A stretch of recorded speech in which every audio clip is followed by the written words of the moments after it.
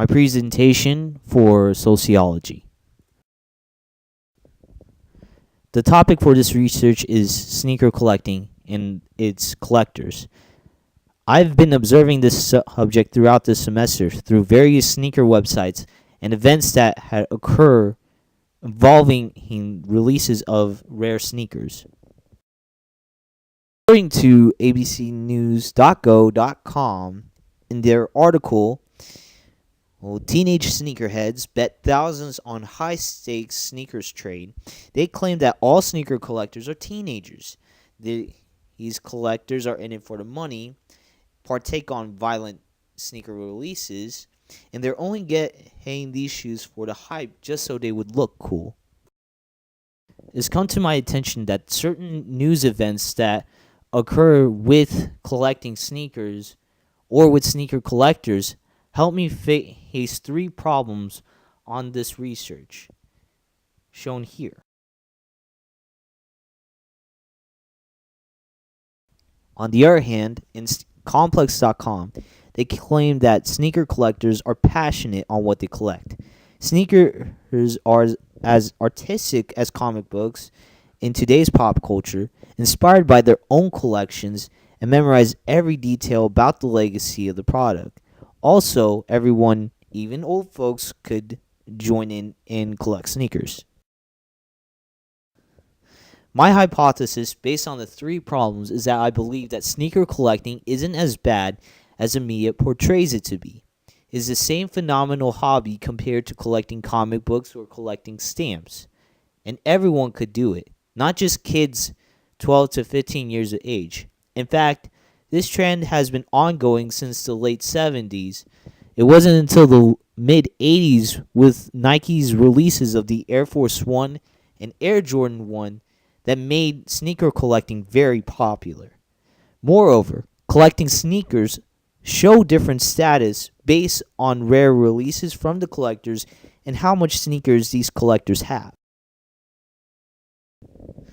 I have 3 theories that, based on my research, could help me aid with my hypothesis of sneaker collectors and sneaker collecting in general. You got W.E.B. Du Bois, Karl Marx, and Max Weber. Karl Marx is the founder of class conflict, which is his term for the struggle between the proletariats and the bourgeoisie, the high class and the low classes. He doesn't believe that there's such thing as that. In fact, that's what his concept of Marxism came from, and the stepping stone of communism. Now, W.E.B. Du Bois, on the other hand, followed Marx's theories of class conflict. Matter of fact, he used it in a way in his society where he faced racism and discrimination in the United States at his time. Now, I got Max Weber. Max Weber is a contemporary of Durkheim's. He was also a Protestant and a Calvinist, believing that he was destined for greatness, and he believes that there is such thing as high class, low class, and middle class. Now, Du Bois and Marx, these guys are very much alike. They would believe that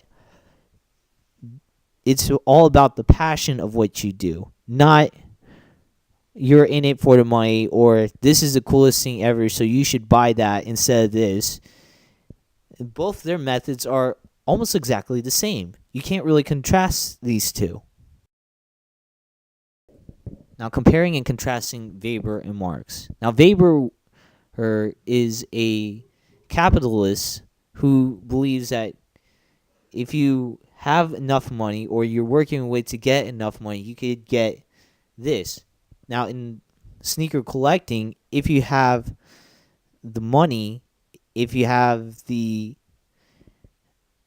rarest sneaker, you're already at the top. You're at the high class. You're the elite. Now, Marx, on the other hand, from his class conflict and Marxism, would say completely the opposite. He would think that it doesn't matter if you're collecting it for the hype or not. You're in it just because you love what you do, and there's no uh, discrimination between who's got the rarest sneaker or who's got the uh, counterfeit sneaker. Now with Dubois and Weber, these guys have completely different point of views. You can't really compare them. With Dubois, he would follow Marxist way with Marx's way of sociological perspective, having an um, equal community among sneaker collectors. Now, Weber, on the other hand, like before, he would still think you would have if you have the most hyped up sneaker, you're already at the top. You're still the elite. Now, I also have non-theorists that are based on my research. Unlike the social theories that I had to compare and contrast like before, I got Bobito Garcia, a street baller and DJ, along with a talk show host, and DJ Clark Kent, a DJ and sneaker collector extraordinaire. Now, Bobito Garcia knew about collecting sneakers since the late 70s. Around that time, he believes that in order to collect sneakers or in order to know the latest sneaker release, which is still true, you had to look at it in magazine advertisements, shoe catalogs, shoe stores, and more importantly, word of mouth, just to get the latest basketball sneakers. Before the worldwide phenomenon of Nikes, Adidas, Reeboks, he knew that the true sneaker collectors or the older sneaker collectors knew PF Flyers, Pro Keds, and Converse were the legitimate releases back in the early 70s. Now, DJ Clark Kent, he is a sneaker collector extraordinaire, as you can see in his picture. He knew that collecting sneakers is one way to get at the latest fashion or to catch on with the latest trends. In his way, there is a lot of ways that people could collect sneakers just so they could fit in or just so they could be in it for the money. According to complex.com again, under their article this time, 15 types of sneaker collectors, I picked about 4 social groups among these sneaker collectors that stood out to be either the most obvious or the most conservative. Now, the most obvious are the hype beasts and the newbies, and the most humble looking, the most reserved looking are the old guy and the completists. The first 2 social groups are the hype beasts and newbies. All right. Now you got the old people and completists. The old people or the old farts or the old folks, believe it or not, they are also sneaker collectors. You may see these guys wearing the pairs of Nike Air Monarchs or the old New Balance sneakers, but once in a while, they actually bring out the most rarest sneaker possible on their good day, which is actually really surprising, despite being or looking old. I guess that's one way to show that you can't judge a book by its cover. Now, you also got the completists. Now, these guys don't really show their latest release. These guys are way beyond that. They would wear their favorite Jordans or favorite sneakers, but they wouldn't like we show them, so we show the people or show society the rarest sneaker, like their pre release sneakers or whatever. And he tried to keep it as simple as it can be for these guys. In fact, these completists, they know every sneaker company. They might live nearby a sneaker company, and they collect the most legitimate sneakers without being all flashy. Based on the research that I've done throughout the semester, I analyzed that sneaker collecting is another hobby similar to collecting stamps. Anybody could do it. Just be careful of how are you going to collect these sneakers, if you have the money or not.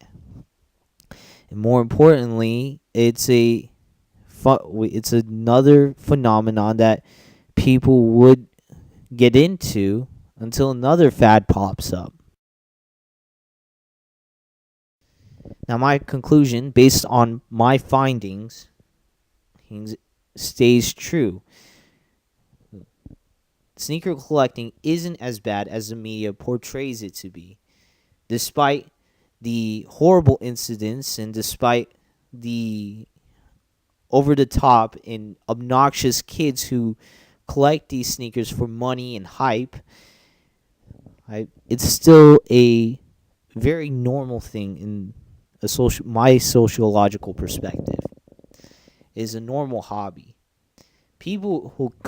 Everyone could do it. Babies, old people, teenagers, it doesn't matter. It is not a bad trend as the media thinks. My findings versus the theorist perspectives of Weber, Marx, and Dubois. Based on my findings of how sneaker collecting is still a good hobby, despite the bad incidents and the hype beasts and all that, I believe that Weber's perspective is wrong in a lot of ways. First off, not everyone is rigid to either the middle class, the low class, or the high class. In fact, that would have agreed with Marx's point of view, but I'll get to that later. With Weber's point of view, I do not like how he believes that if you got the most work done or you got the most money, then you could get the highest thing possible. Especially whenever it comes to sneakers. If you got the rarest sneaker, then you're automatically the top of class. That's not true. Now, with Marx's perspective, I do not agree on how everyone could be collecting sneakers. Sure, most of the trends has come from the age of 12 to 15 years of age. However, like I said before, everyone could do it. Now, he would have agreed with me, but with his perspective, he believes that there's no such thing as no class. Well, there has to be some kind of levels.